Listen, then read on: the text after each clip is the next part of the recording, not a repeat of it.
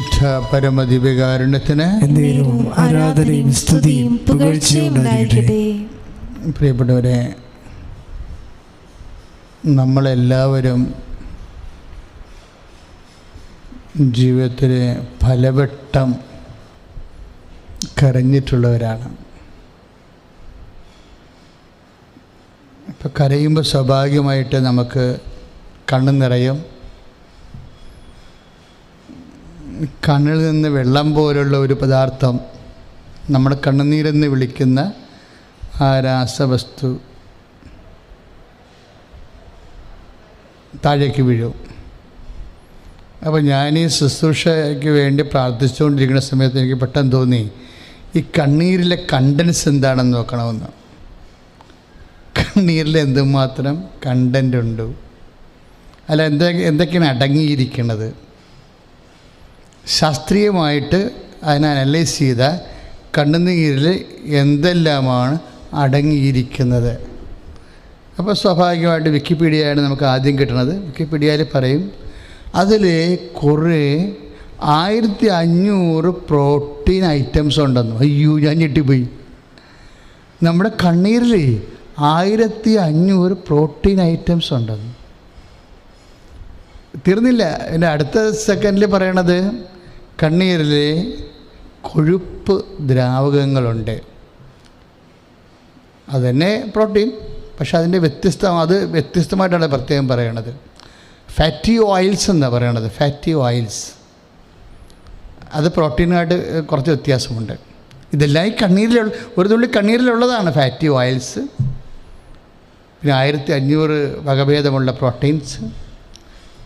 പിന്നെ ഉള്ളത് സോൾട്ട്, നമ്മുടെ സോഡിയം ക്ലോറൈഡ് പോലത്തെ സോൾട്ട്. ക്ലോറിൻ്റെ അംശം ഉണ്ടാവും, സോഡിയത്തിൻ്റെ അംശം ഉണ്ടാവും. ഇതെല്ലാം ഈ കണ്ണീരിലുണ്ട്, ഒരു തുള്ളി കണ്ണീരിലേ. ഞാനത് പറയാൻ കാരണം, കണ്ണീരിനെ നമ്മൾ ശാസ്ത്രീയമായി അനലൈസ് ചെയ്തിട്ട് നമ്മളതിനെ കണ്ണീരിൽ ഇതാ ഉള്ളത്, പ്രോട്ടീൻ ഓയിൽസ് ഉണ്ട്, അതുപോലെ തന്നെ അതിൻ്റെ അകത്ത് കുറേ പ്രോട്ടീൻ ചേരുവകളുണ്ട്, സോഡിയമുണ്ട്, ക്ലോറൈഡ് ഉണ്ടെന്നൊക്കെ പറഞ്ഞ് നമ്മൾ അനലൈസ് ചെയ്ത് കളയും.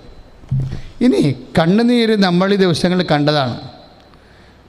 നെയ്യാറ്റിൻകര ഒരു ഭൂമി താമസ വിഷയത്തിൽ തർക്കം, ഒരു പുരയിടത്തിൽ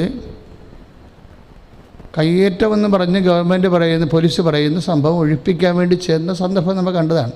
അതിദാരുണമായ സന്ദർഭം. അതിൽ ഒരു അപ്പനും അമ്മയും, രാജനും അമ്പിളിയും ആ സ്പോട്ടിൽ മരിക്കുകയാണ്. അവർക്ക് 2 മക്കളുണ്ട്, രാഹുൽ, രഞ്ജിത്ത്. അവരെക്കുറിച്ച് ഒരാൾ വീഡിയോ ചെയ്തിരിക്കുന്നത്, ഞങ്ങൾക്കിനി ആര് ഭക്ഷണം തരുമെന്നാണ്. അവിടെ കണ്ണുനീരാണത്.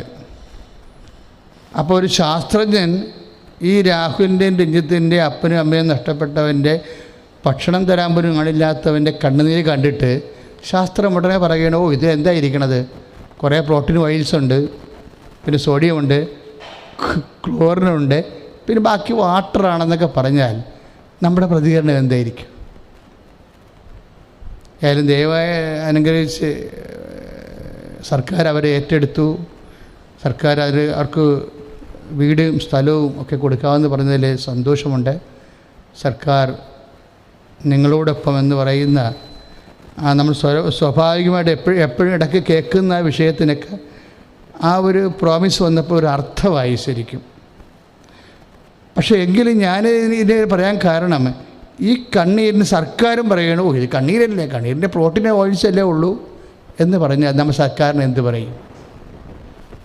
ഇതിൻ്റെ ഈ കണ്ണീരിൻ്റെ തന്നെ ഇരിക്കണത്, ഇതിൻ്റെ അകത്ത് 1500 പ്രോട്ടീൻ തരങ്ങളുണ്ട് എന്ന്, അതിൻ്റെ ക്ലോറിനാണ് ഉള്ളതെന്നൊക്കെ പറഞ്ഞാൽ നമ്മുടെ സർക്കാരിന് എന്നാ പറയേ? അത് ഇതുപോലെ ഒരു സംഭവമാണ് ഈ ദിവസങ്ങളിൽ കേരളത്തിൽ സംഭവിക്കുന്നത്. യുക്തിവാദികളും മതവിശ്വാസികളും തമ്മിലുള്ള തർക്കം. എന്നുവെച്ചാൽ മതവിശ്വാസത്തെ ശാസ്ത്രീയമായിട്ട് തെളിയിക്കാൻ വേണ്ടി 2 ആൾക്കാർ 2 ചേരികളായി നിന്നുകൊണ്ട് തർക്കമാണ്. ഇപ്പോഴും അതിൻ്റെ വീഡിയോ തീർന്നിട്ടില്ല. ഇങ്ങനെ ഓരോ രണ്ട് ഭാഗത്തുനിന്നും ആൾക്കാരിങ്ങനെ തർക്കിച്ചുകൊണ്ടിരിക്കുകയാണ്. ഞാനിത് കണ്ടപ്പോൾ എൻ്റെ ചോദ്യം ഇതാണ്: ദൈവത്തെ നമുക്ക് ഏത് പരീക്ഷണശാലയിൽ നമുക്ക് ദൈവത്തെ പരീക്ഷിക്കാൻ പറ്റും? ദൈവികമായ വിഷയങ്ങൾ ശാസ്ത്രം തെളിയിക്കണമെന്ന് നമ്മളെന്തിനാ വാശി പിടിക്കണത്? ദൈവം ശാസ്ത്രത്തിൻ്റെ സബ്ജക്റ്റാണോ? ഒരിക്കലുമല്ല. ഇപ്പം നമുക്കൊരു അമ്മയ്ക്ക് ഒരു കുഞ്ഞിന് അമ്മയോട് ഭയങ്കര സ്നേഹം, അമ്മയ്ക്ക് കുഞ്ഞിനോട് സ്നേഹം ഉണ്ട്. നമുക്കെല്ലാവരും അമ്മയുടെ സ്നേഹം അനുഭവിച്ച് വളർന്നിട്ടുള്ളവരാണ് നമ്മൾ. അപ്പോഴും ഒരു ഡോക്ടർ വന്ന് പറഞ്ഞത്, ചേച്ചി മോളുടെ കുഞ്ഞിനോട് ഭയങ്കര സ്നേഹമല്ലേ, ഞാൻ ഈ തെർമോമീറ്റർ ഒന്ന് വായി വെച്ച് നോക്കട്ടെ ചേച്ചിയുടെ. എന്തിനാ? അല്ല, ഈ ചേച്ചിക്ക് എന്തുമാത്രം സ്നേഹത്തിൻ്റെ ചൂട് ഈ കുഞ്ഞിനോടുണ്ടെന്ന് അറിയാൻ വേണ്ടിയാണെന്ന് പറഞ്ഞാൽ നമ്മളെന്തു പറയും? അമ്മയ്ക്ക് കുഞ്ഞിനോടുള്ള സ്നേഹത്തിൻ്റെ ചൂടറിയണത് അമ്മയുടെ വായി തെർമോമീറ്റർ കുത്തിക്കയറ്റിക്കൊണ്ടാണ്? No, never. ആരും ഈ വിഷയം, അതായത് ദൈവ വിഷയം എന്ന് പറഞ്ഞത് നമ്മൾക്ക് ഈ വിശ്വാസം എങ്ങനെ കിട്ടിയതാണ്? നമ്മൾക്ക് നമ്മുടെ വിശ്വാസം എക്സ് ഓർ വൈ, ചിലപ്പോൾ ഹിന്ദു ആകാം, മുസ്ലിം ആകാം, ക്രിസ്ത്യാനിയാകാം. നമുക്ക് ഈ വിശ്വാസം എങ്ങനെ കിട്ടിയതാണ്?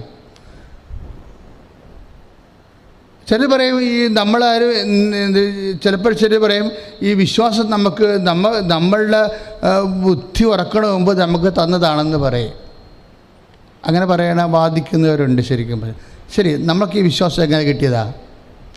നമ്മുടെ അപ്പനിടയ്ക്ക് നിന്ന് അമ്മയിടയ്ക്ക് നിന്നും കിട്ടിയതാ, ഉറപ്പാണല്ലോ, അത് സംശയമില്ല. അതുകൊണ്ടല്ലേ നമ്മൾ ആ വിശ്വാസത്തെ തുടരണത്. ഇനി വിശ്വാസത്തിന് എതിരായിട്ടുള്ളൊരു അനുഭവം വരുമ്പോൾ ചില മനുഷ്യർ മാറുന്നെങ്കിൽ നമുക്ക് കാണാം. അതൊക്കെ സ്വാഭാവികം നടക്കുന്ന കാര്യങ്ങളാണ്. പക്ഷേ ഈ അപ്പനും അമ്മയ്ക്കും നമുക്ക് തന്ന വിശ്വാസമാണിത്. ക്രിസ്ത്യൻസിനാണെങ്കിൽ പിന്നീട് സഭയിൽ നിന്ന് വ്യവസ്ഥാപിതമായ പഠനങ്ങളിലൂടെ അതാത് മതക്കാർ അവരുടെ സംവിധാനങ്ങളിലൂടെ വിശ്വാസം വളർത്തിയെടുക്കും.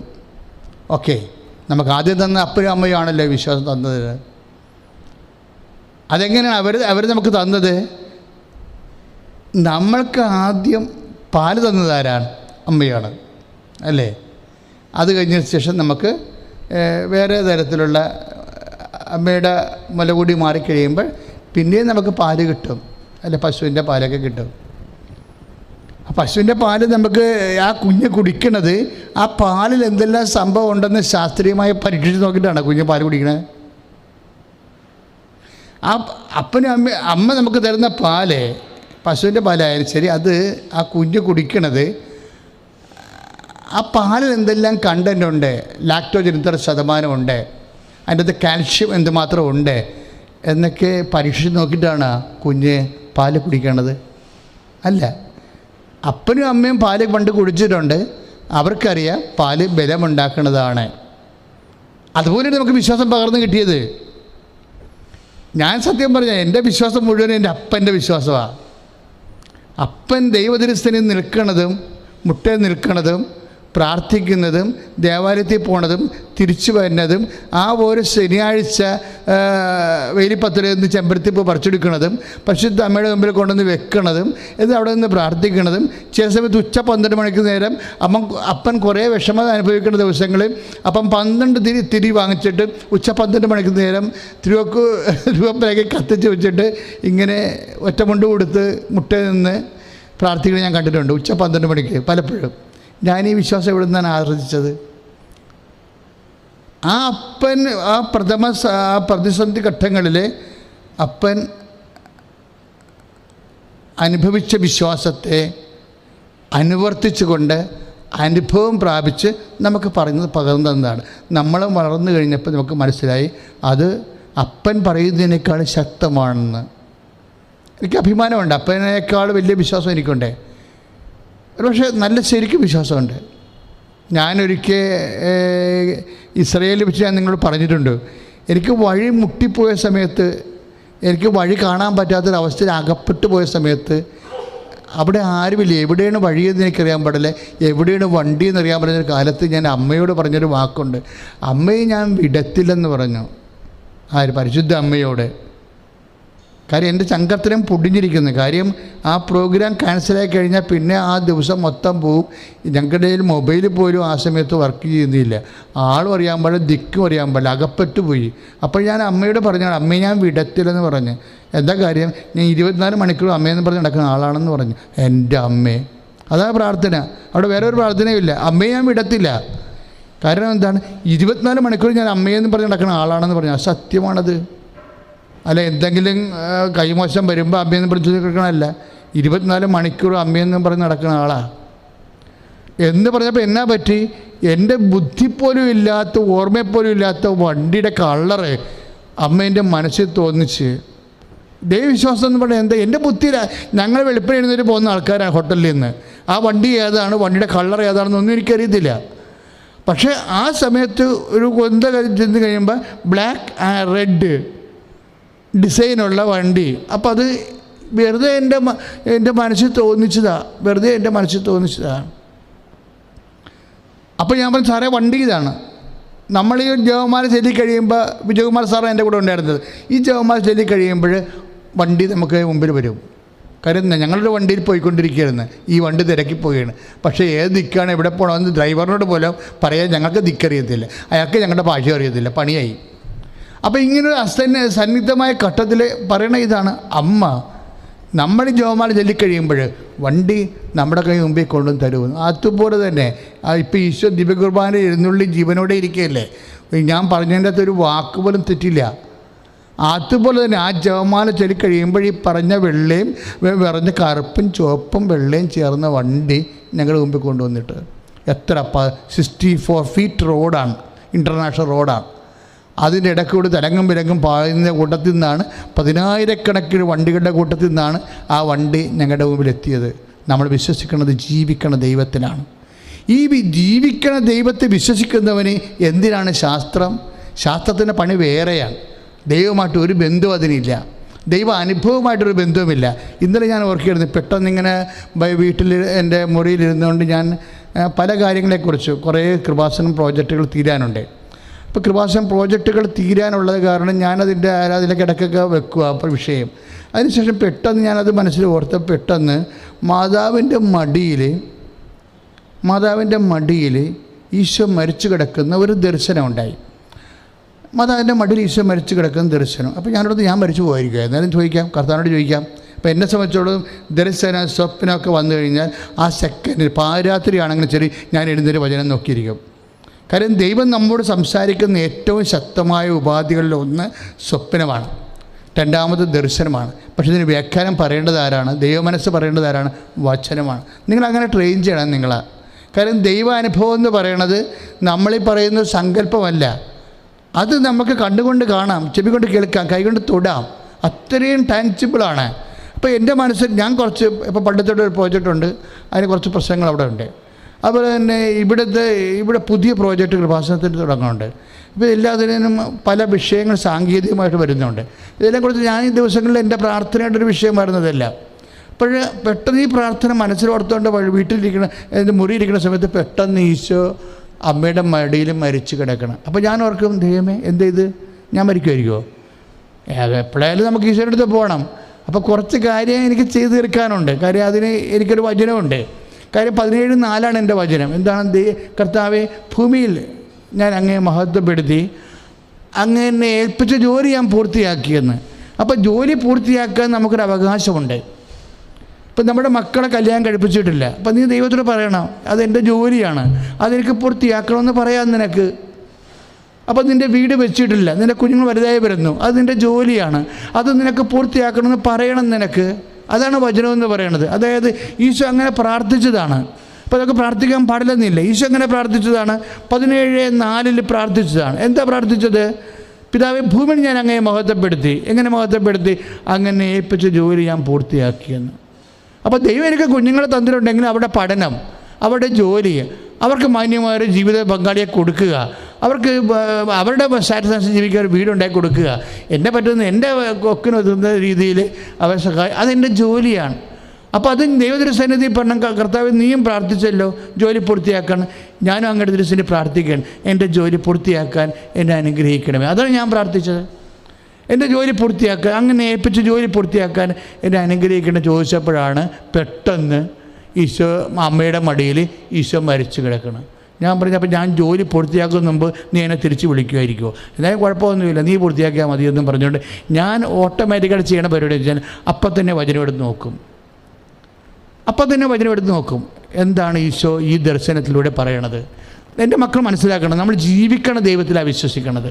ജീവിക്കണ ദൈവത്തെ വിശ്വസിക്കുമ്പോൾ ജീവിക്കണ ദൈവം ഇതുപോലെ സംവേദനം എന്ന് പറയണത് ഈ അതായത് ബൈബിൾ കാലത്തുള്ളതല്ല, അതിനേക്കാളും ശക്തമായിട്ടാണ് ഇന്ന് മനുഷ്യനോട് ദൈവം സംസാരിക്കുന്നത്.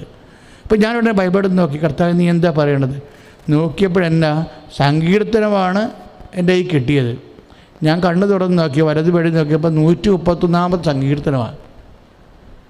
131 സങ്കീർത്തനത്തിൽ 2ാമത്തെ വാക്കിൽ കിടക്കുകയാണ്. എന്താ? നേരെ ബൈബിൾ തുറക്കാൻ കാണുന്ന 131 സങ്കീർത്തനം. അതിൻ്റെ 2ാമത്തെ വാക്ക് എന്താണ്?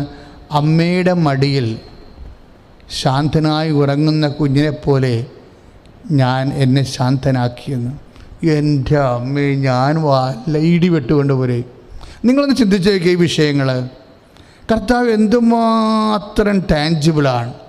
അതായത് അമ്മയുടെ മടിയിൽ ശാന്തനായി ഉറങ്ങുന്ന കുഞ്ഞിനെപ്പോലെ ഞാൻ എന്നെ തന്നെ ശാന്തനാക്കിയെന്ന്. അപ്പോൾ അതിൻ്റെ അർത്ഥം എന്താണ്? നീ വ്യഗ്രത കൊള്ളണ്ട, ഈ വിഷയമൊക്കെ ടേക്കപ്പ് ചെയ്യും, ഇത് ടൈമുണ്ട്. വളരെ വളരെ നിസ്സാരമായിട്ടല്ലേ എൻ്റെ പ്രാർത്ഥനയ്ക്ക് ഉത്തരം തന്നത്? നീ ഈ വിഷയത്തെക്കുറിച്ച് ആവശ്യമില്ലാത്ത വ്യഗ്രത ചെല്ലണ്ട, ഇതൊക്കെ പൂർത്തിയാക്കാനുള്ള സമയമുണ്ട്. കുഞ്ഞിനെപ്പോലെ ശാന്തനാക്കുക. ശാന്തത എന്ന് പറഞ്ഞാൽ എന്താണ്? വ്യഗ്രതയ്ക്കെതിരാണ്. ആവശ്യമില്ലാത്ത വ്യഗ്രതയെ പ്രാർത്ഥനയെ കയറ്റരുതെന്നാണ് ഈശോ പറയണത്.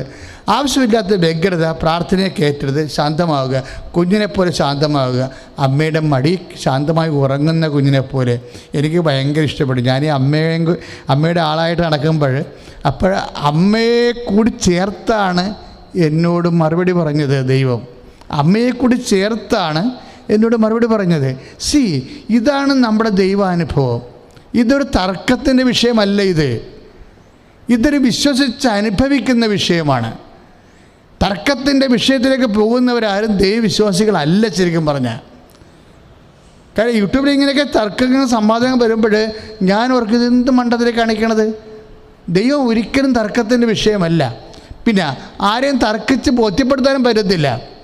ഇപ്പം നിങ്ങൾ യുക്തിവാദികളോട് തർക്കിച്ച് നോക്കിയേ, 2 കൊല്ലം തർക്കിച്ചുകൊണ്ടിരുന്നാൽ പോലും ആർക്കും അങ്ങോട്ടും ഇങ്ങോട്ടും ബോധ്യപ്പെടത്തില്ല. പിന്നെ എന്തിനാണ് വേസ്റ്റ് ചെയ്യണത്? അതുകൊണ്ട് അർത്ഥശൂന്യമായ വാഗ്വാദങ്ങളിലും തർക്കങ്ങളിലും നിങ്ങൾ ഏർപ്പെടരുതെന്ന് സെൻറ്റ് പോൾ പറയണത്. ദൈവം അനുഭവത്തിൻ്റെ വിഷയങ്ങളാണ്. നമ്മൾ അനുഭവത്തിൽ നിന്നാണ്. ഇപ്പോൾ ബൈബിളിൻ്റെ അവസ്ഥ കണ്ടില്ലേ? ഈ ബൈബിള് എന്നെ ആദ്യം പരിചയപ്പെടുത്തിയ ആരാണ്? എൻ്റെ അപ്പനാണ് എന്നോട് പറയണത്, നീ കുർബാനയ്ക്ക് പോകുമ്പോൾ ഏവങ്കേലി അടക്കിടുമ്പോൾ ചെല്ലണമെന്ന്. ഏവങ്കേലി എന്നാണ് അപ്പം പറയണത്. പണ്ടത്തെ കാലത്ത് ബൈബിളിൽ നിന്ന് ഏവങ്കേലി എന്ന് ഗ്രീക്ക് വാക്കാണ്. അപ്പോൾ എന്നോട് പറഞ്ഞു, നീ കുർബാനയ്ക്ക് വരുമ്പോൾ നീ എപ്പോഴാണ് ചെയ്യുന്നത്? നീ എപ്പോഴാണ് കുർബാനയ്ക്ക് പള്ളി ചെന്നത്? ഞാൻ പറഞ്ഞ് വായിക്കണമെങ്കിൽ ചെന്ന്. ശരി, എന്താ പ്രശ്നം? അല്ലെങ്കിൽ ചിലപ്പോൾ അടി കിട്ടിന്ന് വരും. അപ്പോൾ ഏവങ്കേലിയിൽ എന്തോ ഉണ്ടെന്ന് അപ്പനെ അറിയാമായിരുന്നു. എന്താണ് അപ്പനെ അറിയാവുന്നത്? ഏവങ്കേലിയിലൂടെ കർത്താവ് സംസാരിക്കും. കർത്താവിൻ്റെ വചനം, ഈ വചനത്തോടൊക്കെ ഉള്ള അടുപ്പങ്ങളില്ലേ, ഇതാണ് നമ്മുടെ അർഹത കൂട്ടണത്. ഞാൻ എപ്പോഴും ഓർക്കും, ഈ നമ്മുടെ ശതാധിപനില്ലേ, വിശുദ്ധ ലൂക്കാൻ്റെ സുവിശേഷത്തിലെ ശതാധിപനെക്കുറിച്ച് പറയും. ശതാധിപൻ്റെ ഭൃത്യൻ അസുഖം ബാധിച്ച് കിടന്നേ. അപ്പോൾ ശതാധിപന് ഭൃത്യനോട് ഭയങ്കര ഇഷ്ടമായിരുന്നു. അതൊക്കെ ഭയങ്കര സങ്കടമുണ്ട് ഈ ഭൃത്യൻ ഇങ്ങനെ കിടക്കുന്ന കാരണം. ഉടനെ അവർ പറഞ്ഞ് ഈശോ എന്നും പറഞ്ഞൊരാൾ വന്നിട്ടുണ്ട്, വലിയ നല്ല മനുഷ്യനാണെന്ന് പറയും. ഒത്തിരിയേറെ മനുഷ്യരുടെ കാരുണ്യം കാണിക്കുന്നുണ്ട്, ദൈവം എന്ന് വിളിക്കുന്നവരുണ്ടെന്നൊക്കെ പറയും. അപ്പോൾ ശതാധിപൻ റോമൻ ആണ്, വിജാതീയനാണ്. എങ്കിലും ശതാധിപൻ അത് കേട്ടപ്പോൾ ഈശോയിലൊരു വിശ്വാസമായി. അപ്പോൾ അദ്ദേഹം 2 പേരെ വിട്ടിട്ട് പറയും, എന്തെങ്കിലും മാർഗമുണ്ടെങ്കിൽ എൻ്റെ ഭൃത്യൻ്റെ ജീവനൊന്ന് രക്ഷപ്പെടുത്താനുള്ള കാര്യം ചെയ്തു തരണം. കാര്യം അത്രയ്ക്ക് ആ മനുഷ്യനെ ആ ഭൃത്യനോട് ഇഷ്ടമാണ്. അപ്പോൾ യഹൂദ പ്രമാണിമാരെ വിടണത്, അവിടെ സമുദായത്തിലെ യഹൂദ പ്രമാണിമാർ വന്നിട്ട് ഈശോനോട് കെഞ്ചി പറയും, റോമൻ 100 പട്ടാളക്കാരുടെ ഒരു സർക്കിൾ ഇൻസ്പെക്ടറാണ് പുള്ളി. അപ്പം അതുകൊണ്ട് പറയും നല്ല മനുഷ്യനാണ്. ഒന്നാമത്തെ കാര്യം, അങ്ങ് ഇത് ചെയ്തു കൊടുക്കാൻ അവൻ അർഹനാണെന്ന് പറയും. അതാണ് സംഭവം. ഈയിടെ ഈ യഹൂദ പണ്ഡിതന്മാർ വന്ന് ശതാധിപനെ പ്രൊമോട്ട് ചെയ്യുന്ന കാര്യം, ഒരു വിശ്വാസിയെ പ്രൊമോട്ട് ചെയ്യുന്നതിൻ്റെ രണ്ട് കാര്യങ്ങൾ പറയും. ഒന്നാമത്തെ എന്താണെന്ന് വെച്ച് കഴിഞ്ഞാൽ, ഒന്ന്, നമ്മളിത് ചെയ്തു കൊടുക്കാൻ അവൻ അർഹനാണെന്ന് പറയും.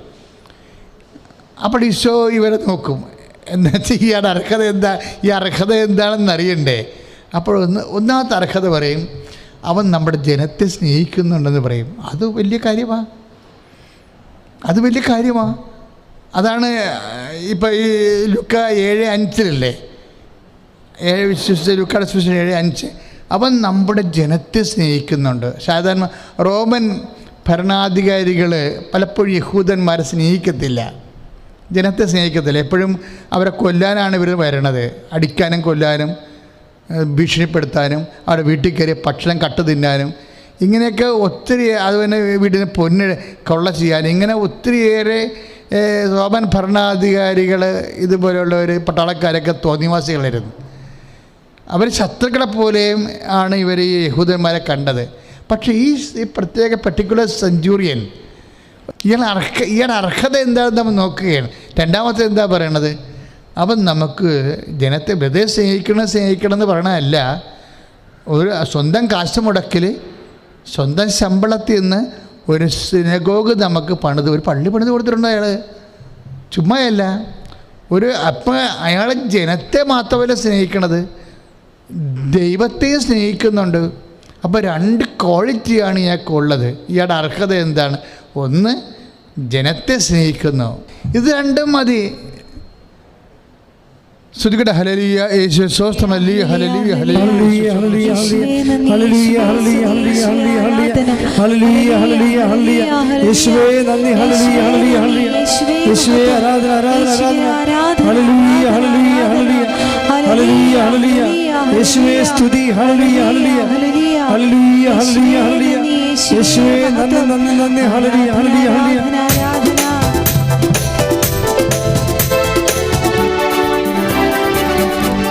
പരിശുദ്ധ പരമദിവ്യകാരുണ്യത്തിന് ആരാധനയും സ്തുതിയും പുകഴ്ചയും ഉണ്ടായിരിക്കട്ടെ. അപ്പോൾ 2 കാര്യമാണ് മനുഷ്യന് ദൈവദൃശ്യന് അർഹത ഉണ്ടാക്കുന്നത്. ഒന്ന്, മനുഷ്യനെ സ്നേഹിക്കുക. രണ്ടാമത്, ദൈവത്തെ സ്നേഹിക്കുക. ഇത് കേട്ടപ്പോൾ തന്നെ ഈശോ ഈ മനുഷ്യൻ്റെ വീട്ടിലോട്ട് ബൈപ്പേഴ്സൺ പോവുകയാണ്. പോകുന്ന വഴിക്ക് ഈ മനുഷ്യൻ തിരിച്ച് ശതാധിപൻ കർത്താവിൻ്റെ എതിരെ വരും. ദൂതന്മാരേക്കും. ദൂതന്മാരെ അയച്ചിട്ട് പറയുന്ന ദൂത്, അതായത് ശതാധിപൻ തന്നെ വന്നിട്ട് പറയും, ഞാൻ അങ്ങ് എൻ്റെ വീട്ടിൽ വരുവാൻ എനിക്ക് യോഗ്യതയില്ല, അതുകൊണ്ടാണ് നേരിട്ട് പോലും അങ്ങയെ കാണാൻ എനിക്ക് യോഗ്യതയില്ലെന്ന് ഞാൻ മനസ്സിലാക്കി. എന്തോ ഒരു എളിമ. എൻ്റെ മക്കളെ, ശരിക്കും ഇത് ഭക്തിയുടെ അപ്പുറത്തെ സംഭവമാണിത്. ഇന്ന് മനുഷ്യന് ദൈവത്തോട് കാണിക്കുന്നത്, എനിക്ക് തോന്നിയിരിക്കുന്നത്, ഭക്തിയുടെ കുറവ് ശരിക്കുമുണ്ട്. ഭക്തിയുടെ കുറവ്. ഇപ്പോൾ ഒരു ദേവാലയത്തെ നമ്മൾ പാസ് ചെയ്യുമ്പോൾ ശരിക്കും എന്താ ചെയ്യേണ്ടത്? ഒരു ദേവാലയത്തെ നമ്മൾ കവർ ചെയ്ത് പോവുകയാണ്, ശരിക്കും എന്നാ ചെയ്യേണ്ടത്? അവിടെ നമ്മൾ മുട്ടേ നിന്നിട്ടാണ്, തല കുമ്പിട്ടിട്ടാണ് നമ്മൾ പാസ് ചെയ്യേണ്ടത്. ഒരു നിവൃത്തിയില്ലെങ്കിൽ, അത്രയും ധൃതിയാണെങ്കിൽ നമുക്ക് തല കുമ്പിട്ട് കർത്താവിൻ്റെ തിരുസേന നമ്മൾ കർത്താവിൻ്റെ തിരുസേന നമ്മൾ ആരാധിക്കണമെന്ന് ഒരു ഉറപ്പ് വരുത്തണ്ടേ? അപ്പോൾ ആരാധനയുടെ ഉറപ്പ്, ആ ഒരു ബോധം കിട്ടിയിട്ട് നമ്മൾ തല നിവർന്ന് തിരിച്ചു പോകും. പക്ഷേ അതെന്താണെന്ന് വെച്ച് കഴിഞ്ഞാൽ ഭക്തിയാണ്. നിന്നെ എന്തുകൊണ്ടാണ് ദൈവം ഡിസ്റിഗാർഡ് ചെയ്യണത്? നീ അതിനേക്കാൾ മോശമായിട്ട് ദൈവത്തോട് പെരുമാറിയിട്ടാണ്.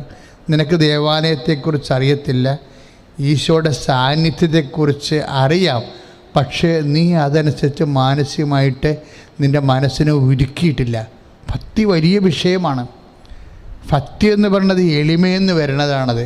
എളിമയിൽ നിന്നും ദൈവത്തോടുള്ള ആരാധനയിൽ നിന്നാണ് ഭക്തി വരണത്. അപ്പം ആ എളിമയും ആരാധനയും ഉള്ളവൻ അവൻ ഒരിക്കലും ദൈവം കൈവിടത്തില്ല. കാരണം നമ്മൾ ദൈവത്തെക്കാൾ വലിയ പുള്ളികളാണെന്ന് പറഞ്ഞാൽ നമ്മൾ ആ പള്ളിയിൽ കൂടിയും അതുപോലെ പള്ളിയുടെ മുറ്റത്ത് കൂടിയൊക്കെ പാസ് ചെയ്യണത്. അപ്പം തന്നെ അറിയാം നിൻ്റെ കാര്യത്തിൽ തീരുമാനമായെന്ന്. എന്താ കാര്യം? പരിശുദ്ധാത്മാവ് ഉണ്ടെങ്കിൽ നിനക്കത് പറഞ്ഞു തരും, ഇങ്ങനെയല്ലടാ വിഡ്ഢി ചെയ്യേണ്ടത്. പരിശുദ്ധാത്മാവിൻ്റെ ഇല്ലായ്മയാണ് ഭക്തി കുറയാനുള്ള ഒരു കാരണം. പരിശുദ്ധാത്മാവ് ഉണ്ടെങ്കിൽ ആ സമയത്ത് നമുക്ക് നോട്ട് തരും. ഇവിടുത്തെ പൊസിഷൻ എന്താണ്, ഇപ്പോഴെന്താ നീ ചെയ്യേണ്ടതെന്ന് ഈശോ അവിടെ ഇരിക്കുന്നുണ്ട്. നീ ഇതിലെ കൂടി കടന്നു പോവുകയാണ്, എന്താണ് ചെയ്യേണ്ടതെന്ന് നിനക്ക് പരിശുദ്ധാത്മാവ് നിനക്ക് നോട്ട് തരും. ഇന്ന് മനുഷ്യന് ഭക്തി കുറയാൻ കാരണം പരിശുദ്ധാത്മാവിൻ്റെ കുറവാണ്. കാര്യം പറഞ്ഞു തരാൻ ആരുമില്ല. കാര്യം അപ്പനും അമ്മയും ഉണ്ടായിട്ട് കാര്യമില്ലല്ലോ, അവർ വീട്ടിലിരിക്കുമല്ലോ.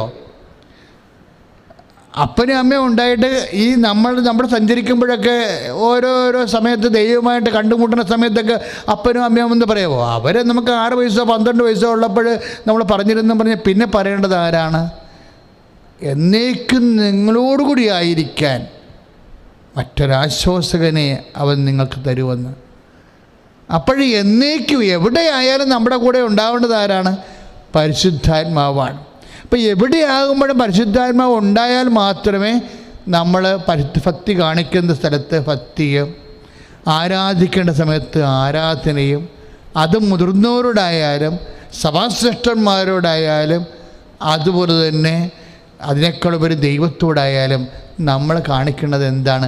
പരിശുദ്ധാത്മാവിന് നിറവുള്ളവർക്ക് ഭക്തിയും ബഹുമാനവും ആദരവും വരും. പ്രാർത്ഥിക്കുക, ഏറ്റു പ്രാർത്ഥിക്കുക. കർത്താവേ, അങ്ങയുടെ സാന്നിധ്യത്തിലെ കൂടുതൽ സാന്നിധ്യബോധവും അതുപോലെ തന്നെ ഭക്തിയും ആരാധനയും തോന്നുവാൻ ആവശ്യമായ ദൈവാത്മാവിനാൽ എന്നെ നിറക്കണമേ, എന്നെ അനുസ്മരിപ്പിക്കണമേ.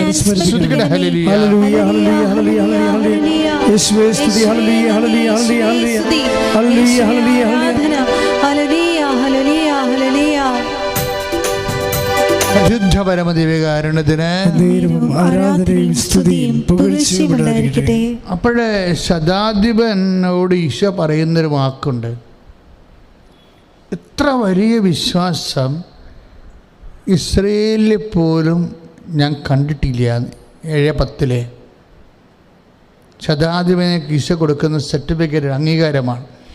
ഓരോ വിശ്വാസിക്കും ദൈവത്തിൽ നിന്ന് അംഗീകാരം വേണ്ടതാണ്. നമ്മളിപ്പോൾ 40-45 വയസ്സായിട്ട് ഇപ്പോഴും ദൈവദൃഷ്ടിയിൽ നിന്ന് ഒരു അംഗീകാരം കിട്ടിയിട്ടില്ലേ? നമ്മൾ ആത്മശോധന ചെയ്യേണ്ട ഒരു കാര്യമാണ്. ഇപ്പം നമുക്ക് 45-55 വയസ്സായിട്ടും ദൈവത്തിൽ നിന്നൊരു അംഗീകാരം നിനക്ക് കിട്ടിയോ? ഇപ്പം കർത്താവ് ശതാധിപനോട് പറഞ്ഞില്ലേ, ഇത്രയും വലിയൊരു വിശ്വാസം, ഓരോ വിഷയം ഓരോ അത്ഭുതം കഴിയുമ്പോഴും കർത്താവ് അംഗീകാരം കൊടുക്കണ കാണാം. കാര്യം അംഗീകരിക്കപ്പെടേണ്ടവർക്കാണ് ഈശോ അത്ഭുതം കൊടുക്കുന്നത്. അച്ഛൻ പറഞ്ഞ മനസ്സിലായോ? ഓരോ അത്ഭുതം കഴിയുമ്പോഴും O man your faith is so great എന്ന് ഈശോ പറയും. എന്താ പറയണത്? രക്തസ്രാവക്കാരോഗ്യമാണ് പറയുന്നത്, നിൻ്റെ വിശ്വാസം വലുതാണ്. എന്താണ്? ഓരോ വിശ്വാസിയെയും കർത്താവ് അംഗീകരിക്കും. അംഗീകാരത്തിന് മുമ്പ് ഒരു അത്ഭുതം നടന്നിരിക്കും. നിൻ്റെ ജീവിതത്തിലെ അത്ഭുതം എപ്പോഴെല്ലാം നടന്നിട്ടുണ്ടോ അതെല്ലാം ദൈവം നിനക്ക് നൽകുന്ന അംഗീകാരമാണ്. Praise the Lord. അപ്പോൾ നിൻ്റെ ജീവിതത്തിൽ എപ്പോഴെല്ലാം നിൻ്റെ പ്രാർത്ഥന കേട്ടതായിട്ട് നിനക്ക് അനുഭവപ്പെട്ടിട്ടുണ്ടോ അപ്പോഴെല്ലാം അതെല്ലാം ദൈവം നിനക്ക് തരുന്ന നിൻ്റെ വിശ്വാസം നൽകുന്ന അംഗീകാരത്തിൻ്റെ അടയാളമാണ്. ശ്രദ്ധിക്കട്ടെ. ഹല്ലേലൂയ, യേശുവേ ഹല്ലേലൂയ, യേശുവേ ആരാധന.